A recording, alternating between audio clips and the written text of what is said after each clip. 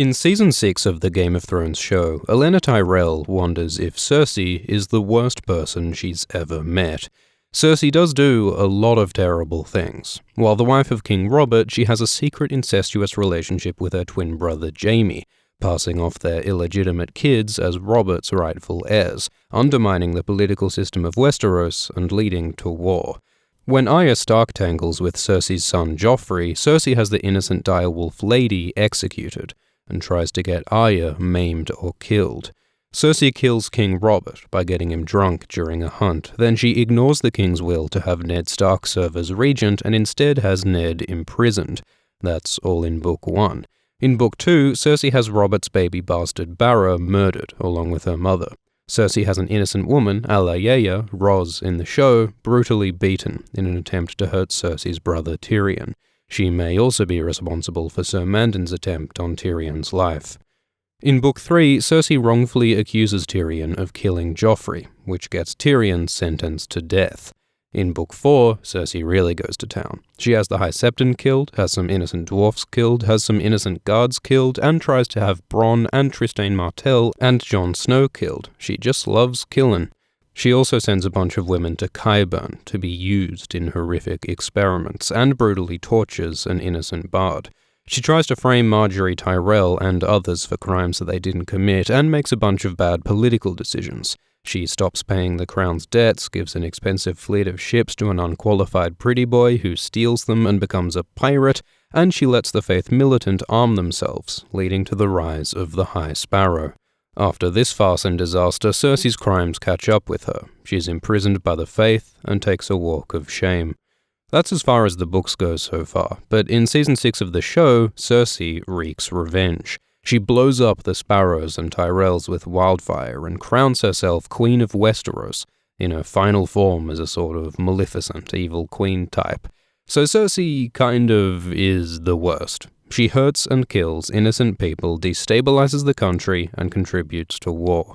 Should we call her a villain? A monster? Is she just cruel and selfish and stupid, a vile, evil bitch, in Marjorie's words? Or could there be more to Cersei Lannister? In the first 3 books of Thrones, we only see Cersei through the eyes of other characters, but starting in the 4th book, we get chapters from Cersei's point of view.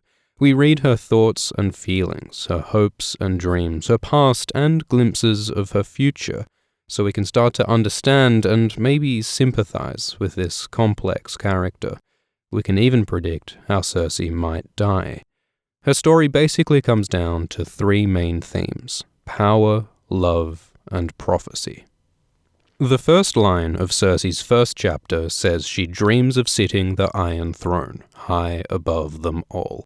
Cersei wants to rule. She lusts for power with every waking breath, and it's a particular kind of power that she wants.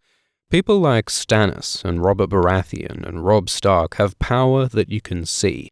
They wear crowns and swing swords and lead armies, and everyone knows that they are in charge. In contrast, people like Varys and Littlefinger and Olenna have a more subtle kind of power. They don't wear crowns or swing swords or lead armies. Instead, they have secrets, spies, and schemes. Their influence is invisible, but very significant. Varys runs a conspiracy, Littlefinger causes war, and Olenna kills King Joffrey and grows the power of her house. Without anyone even knowing it, these 3 are some of the most powerful people in Westeros. But Cersei isn't interested in this subtle kind of power.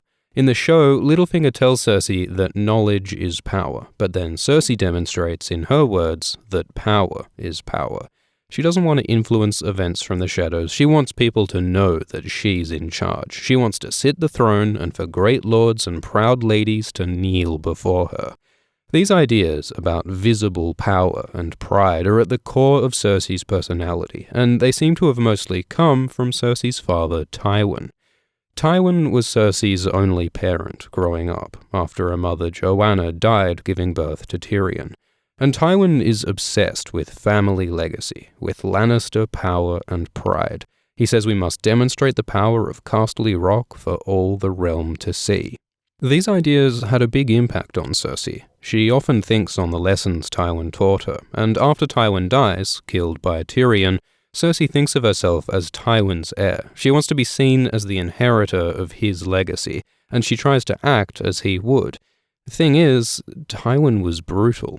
He was responsible for some of the worst atrocities in Westeros: the extermination of the Rains of Castamere, the sack of King's Landing, Clegane's raids in the Riverlands, the Red Wedding, not to mention his cruel treatment of Tyrion and Tysha and others. The lessons Tywin taught are barbaric, stuff like never wound a foe when you can kill him, and the only way to keep your people loyal is to make them fear you, that people are tools to be used, and that love is worthless. Cersei follows Tywin's cruel example, and in some of her darkest moments, like when she tortures an innocent bard or thinks about wiping out all the Ironborn, she tells herself that these things are okay because it's what Tywin would have done. So a lot of Cersei's brutality in her pursuit of power and pride comes from the lessons Tywin taught her. But there's a deeper conflict behind all this. Cersei thinks of herself as Tywin's only true son, as Lord Tywin with teats. There's a tension here, because Cersei Lannister is a woman.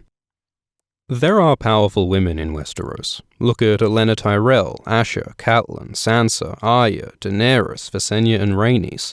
But Westeros is a patriarchal medieval society, which means unless you've got dragons, women usually aren't allowed to hold direct power in their own right. Some women hold subtler kinds of power like Olenna, but Cersei isn't allowed to be powerful in the direct, visible way that Tywin is powerful. She can't sit the throne as Hand of the King like Tywin. She can't hold a war council like Tywin or lead an army like Tywin. When Tywin speaks, men obey. But when Cersei speaks, people often contradict her or refuse her. They push her aside because, Cersei says, she's a woman. And this deeply frustrates Cersei. She is desperate to be the heir Tywin wanted, but she lacks the cock. Cersei constantly broods on the injustice of being excluded from power on account of her sex. She recounts how, when she was a child, Cersei and her twin Jaime looked so alike that no one could tell them apart, but they were treated so differently. Jaime was trained to fight with sword and lance, while Cersei was taught to smile and please. Jaime was heir to Casterly Rock, while Cersei was to be married off to some lord. Jaime's fate was glory and power, while Cersei's was just marriage and childbirth. Cersei often wishes that she was born a man, because if she was a man, she could rule the realm in her own name and fight her enemies with a sword. But, she says, the gods in their blind malice had given her the feeble body of a woman. Cersei does use her sex to her advantage sometimes. She uses seduction to influence people like Jaime and Lancel and Osney, but she never really works out the kind of subtle power that makes women like Olenna so influential. In fact, Cersei hates Olenna, calls her a disgusting old crone, and murders her in the show. Same goes for Queen Marjorie. And Brienne, another powerful woman, Cersei calls a huge, ugly, shambling creature dressed in man's mail. She calls Princess Elia Martell feeble, with black eyes and a flat chest, calls Lady Lysa Arryn a cow, and calls Scepters wrinkled cunts who are probably praying for a good raping. Cersei not only fails to emulate other powerful women, she hates them, and is cruelly critical of their female bodies. Cersei's like a self-hating woman, a female misogynist, and this is one of many contradictions in Cersei's personality. She is desperate for power and pride like her father, but she's deeply frustrated by the limitations imposed on her as a woman. Cersei is also frustrated in her attempts to love. Her mother died when she was young, and her father Tywin was often away in King's Landing. She never had many friends. There were bedmaids and companions, but few lasted very long. Cersei's closest relationship was with her brother Jaime. They'd play in Casterly Rock as children, and from a young age, they started to experiment sexually. When a maid caught them at it, the twins were separated and chastised because, incest. But the message to Cersei here was that her most intimate relationship was something seen as shameful and wrong, something to hide. For a while there was hope that Cersei might have a more socially acceptable relationship because Tywin promised that Cersei would marry Prince Rhaegar, the son of King Aerys Targaryen. For years, Cersei was happy and excited about the prospect of marrying Rhaegar. He was beautiful and sensitive and strong, a dragon prince. Cersei dreamed of being his queen. But on the day Cersei was promised she'd be betrothed to Rhaegar, Aerys refused the match, and Cersei didn't get to marry the prince. She felt heartbroken and betrayed, a memory that still hurts all these years later. Cersei was then told she'd marry someone better instead, but the man she ended up with was Robert Baratheon, the man who killed Prince Rhaegar. At first, Cersei was optimistic about this new husband, but on their wedding night when they first had sex, Robert drunkenly called Cersei Lyanna. Lyanna Stark was the sister of Ned and died giving birth to Jon Snow. Robert loved Lyanna and never could let go after she died. As Cersei says in the show, Lyanna was a corpse and Cersei was a living girl, but Robert loved Lyanna more than her. Cersei came to hate Robert. She hated his drinking and his infidelity and his irresponsibility and that he'd hurt her sometimes, and so Cersei secretly continued her relationship with Jaime. She says that she and Jaime are more than brother and sister. They are one person in two bodies. They shared a womb together, and when he is in her, she feels whole. The incest aspect is pretty icky here, and their relationship is messed up in other ways too. Cersei lies and manipulates Jaime and cheats on Jaime, and apparently only loves him to the extent that he looks like her. So does Cersei really love Jaime, or does Cersei just love Cersei? It's a dysfunctional relationship, but it's the realest love that Cersei's ever had. Jaime is there for Cersei, fights for Cersei, and is the father of her 3 children. Cersei dreams of loving Jaime openly, of living with him as husband and wife with their kids, but because of the incest and because of Cersei's marriage to the king, she can never openly be with the person she loves. Her whole relationship history is a series of frustrations and denials. She wants Jaime, she can't have him. She wants Rhaegar, she ends up with Robert. In the same way that Cersei's denied the power and pride she desires, Cersei's also denied love. And these frustrations feed much of her cruelty throughout the series. But there's one more important theme to cover: prophecy. When Cersei was 10 years old, on the same day she hoped to be betrothed to Prince Rhaegar, she and some friends entered the tent of Maggy the Frog. Maggy was a witch, a fortune-teller, so Cersei marched in and demanded to hear her future. Maggy granted 3 questions, so Cersei asked when she'd marry Prince Rhaegar, and Maggy said never, that Cersei would marry the king. Cersei asked if she'd be queen, and Maggy said Cersei will be queen until there comes another, younger and more beautiful, to cast Cersei down and take all that she holds dear. Cersei asked if she and the king would have children, and Maggy said the king will have 16 children, and Cersei will have 3. Gold shall be their crowns, and gold their shrouds, Maggy said. That's as far as the show goes, but in the books, Maggy continued and added that when Cersei's tears have drowned her, the Valonqua shall wrap his hands about her pale white throat and choke the life from her. Maggy also prophesied the death of Cersei's friend Melara. So what does this all mean? Well, Maggy said that Cersei won't marry the prince, she'll marry the king. And at first, Cersei thought this meant she'll marry Prince Rhaegar after he becomes King Rhaegar. But that never happens. Rhaegar is killed, and the king Cersei marries is Robert. Maggy's also correct about Cersei's children. Robert has 16 bastards, including Gendry and Barra and Maya Stone, while Cersei has Joffrey, Myrcella, and Tommen, with Jaime. And Cersei's friend Melara does die. After Maggy's prophecy, Melara drowns in a well. In fact, it's strongly implied that Cersei pushed Melara, killed her young friend, partly because she thought Maggy's prophecy wouldn't come true if no one talked about it.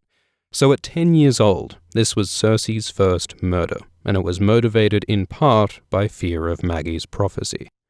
Cersei is haunted by Maggy's words for the rest of her life. Maggy accurately predicted Cersei's husband and children, and the death of Melara, so Cersei's afraid the other parts of the prophecy will also come true: the gold shrouds, the younger more beautiful, and the Valonqua. The gold shrouds suggest that Cersei's children will die. The younger, more beautiful bit suggests that another woman will cast Cersei down. As for the Valonqua that will choke the life from her, Valonqua means little brother, so Cersei believes that her younger brother Tyrion will try to kill her. Maggy's prophecy threatens everything that Cersei cares about most: her children, her power, and her life. So she tries desperately to avert the prophecy. She thinks Tyrion is the Valonqua, so she tries to have him killed. She believes Margaery is the younger, more beautiful person, so she tries to get her killed by framing her for adultery. And she does everything she possibly can to protect her children. But it's never enough. Joffrey is murdered with poison and dies at his own wedding. Her daughter Myrcella is sent to Dorne by Tyrion and is attacked in the books, dead in the show. Tommen is married to Margaery, who Cersei feels is taking him away from her, and he ends up committing suicide in the show. He's still alive in the books, but probably not for long. So despite Cersei's best efforts, her children are taken from her, one by one, in golden shrouds, like Maggy predicted. Despite all her power, Cersei's unable to protect the ones she loves. Her attempts to protect herself by killing Tyrion also fail, and her attempts to protect her power by framing Margaery totally backfire, getting Cersei locked up and humiliated. The more she fights, the worse things get, and in Feast, Cersei spirals into fear and paranoia, desperation and delusion, violence and cruelty. She sees dwarfs in every shadow and makes foes of friends. She convinces herself that Tyrion and Margaery are evil schemers out to get her. She declares that she'd kill all the common people in Westeros if that was what it took to keep Tommen safe. She's a terrible ruler. Cersei becomes everything that she hated about Robert. She drinks too much and cheats on Jaime and makes dumb decisions. Cersei even has sex with a woman and hurts her in bed, only to pretend the next morning that it never happened, exactly like Robert. In her desperation to protect her power and her children and her life, Cersei's choices get more extreme until she destroys herself politically. Ironically, it isn't Maggy's prophecy so much as Cersei's fear of the prophecy that causes her downfall. And prophecies are often like that in Thrones. The more you try to avoid them, the more you make them true. The truth of Maggy's prophecy is not what Cersei thinks. Maggy said that Cersei will be queen until there comes another, younger and more beautiful, to cast Cersei down and take all that she holds dear. Cersei thinks that this is Margaery, who is younger and arguably more beautiful, but Margaery probably won't be the one to cast Cersei down. She's dead in the show. A more likely queen to cast Cersei down is Daenerys, now sailing to take Cersei's throne. Dany is younger and said to be more beautiful, so she could perfectly fit Maggy's prophecy. But there's another cool possibility in Brienne, the one who takes Cersei's dear Jaime from her. Brienne is younger than Cersei, but she isn't more beautiful. In fact, in the books, Brienne is very ugly, so ugly that she's called the Beauty as a cruel, sarcastic joke. But some fans argue that Brienne has a metaphorical inner beauty, her heroism, loyalty, and kindness, which does sound a bit lame and cliché, but it could make sense for Maggy the Frog. Maggy in the show looks like a sexy Halloween witch, but Maggy in the books is very ugly. Maybe she'd want to teach vain young Cersei a lesson by referring to a woman's inner beauty. Also, Catelyn thinks that Brienne's eyes are beautiful, and she thinks that just after saying that she'd like to wrap her hands around Cersei's white throat and choke her, almost the exact wording of Maggy's Valancourt prediction. So there's definitely some connection here between Brienne and Maggy's prophecy, but Daenerys might still be a better fit for the person to cast Cersei down. Either way, all of Cersei's efforts against Margaery were probably pointless, and only served for Cersei to screw herself over. Cersei is also probably wrong about the Valancourt, the little brother who will kill her. It's true that Tyrion threatens Cersei, and thinks that he would like to strangle her, but there's a different possibility that could be way more dramatic and cool. Many readers believe that the little brother who will strangle Cersei is Jaime. Jaime is Cersei's other younger brother. He came out of the womb right after Cersei did. They've been lovers almost all their lives, but while Cersei grows ever more cruel and crazy, Jaime, in the books, takes a different path. After losing his hand, Jaime questions his identity and starts to change, from the arrogant, selfish Kingslayer, a man with shit for honor, into someone nobler, someone beginning to seek redemption. He questions his relationship with Cersei until finally at the end of Feast he rejects her entirely, burning a letter Cersei sent begging for help. Maybe Jaime will finally realize that his twin has become a monster. Maybe it'll be up to him to end her reign of terror. In Season 6 of the show, Cersei destroys the Sept of Baelor with wildfire, and there are a lot of hints that she'll do something similar in the books. Cersei's often associated with wildfire, and she knows how to use it. But in the books, she probably won't just blow up the Sept, like she does in the show. In Book 2, we're specifically told that wildfire is removed from beneath the Sept. So Book Cersei will do something else with wildfire, something far more dramatic. Cersei's interest in wildfire reminds Jaime of the Mad King Aerys. Aerys was a cruel and unpredictable ruler, and towards the end of his reign, with Robert's rebellion about to usurp him, Aerys had caches of wildfire placed all over King's Landing, planning to burn down the whole city and everyone in it, leaving only ashes for Robert to rule over. He would have got away with it too if it weren't for Jaime, who killed the Mad King and his pyromancers, earning him the name Kingslayer. But thing is, a lot of Aerys' wildfire is still down there beneath King's Landing. Maybe Cersei will use this wildfire to do what Aerys attempted years ago, to destroy King's Landing and everyone in it. This could go down when Daenerys Targaryen, or maybe Aegon in the books, attacks the city. Cersei will realize that she can't beat the invaders, but she won't want to surrender. As we saw at the Battle of the Blackwater, Cersei would rather die than be captured by enemies. And with her back against the wall and her defeat at hand, all her fury and frustration will come to boil. All the slights on her pride and power, her exclusion due to her sex, the denial of her loves, her fear of a prophecy, her grief for her children, all that pain will light a fire. In Book 1, Cersei asks, "What of my wrath, Lord Stark?" Game of Thrones is full of characters who fight and bleed for what they believe in. Robb Stark wars to avenge his father, Daenerys conquers for her throne, Jon Snow fights to protect the realm, but Cersei has never gotten the chance to fight, to express her desires with action. She's always had to wait to play a role, the dutiful daughter, the bride, the wife. She's suffered Robert's drunken groping, Jaime's jealousy, Renly's mockery. She's contended with Jon Arryn, Ned Stark, and Tyrion, all the while promising herself that one day it would be her turn. But her turn never comes. She never gets a firm grasp on power. She never gets to openly love, and all of her children die. So in the end, maybe Cersei will finally express her wrath, her rage from all these years, in full, the only way she can. She will set off Aerys' wildfire to burn down King's Landing, to destroy everyone who's ever defied her. And it'll be up to her twin Jaime to intervene. Just as he killed Aerys to save King's Landing before, he'll be forced to kill his twin Cersei. He will wrap his hands about her pale white throat and choke the life from her. One of Jaime's hands is gold, so he might strangle her with the Hand of the King necklace that Tyrion used to kill Shae. The links of the chain are hands, and we know Cersei has the necklace in Feast, and Jaime has thought about strangling a woman with a necklace before. And in the Season 7 trailer, Cersei stands on a part of Westeros called the Neck, while Jaime stands on a region called the Fingers. So the hints are all here for Jaime to strangle Cersei to death. Jaime will kill his lifelong lover, his other darker half, in an attempt to save the city from wildfire again. But this time, he'll be too late.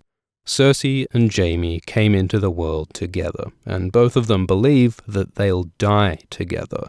So as Jaime chokes his twin to death, the wildfire will rise around them, killing them both, leaving only the ashes and burned-out throne room that we've seen in visions. In her desperate greed for power and love, Cersei will destroy her throne, and her love, and herself. Thanks for watching.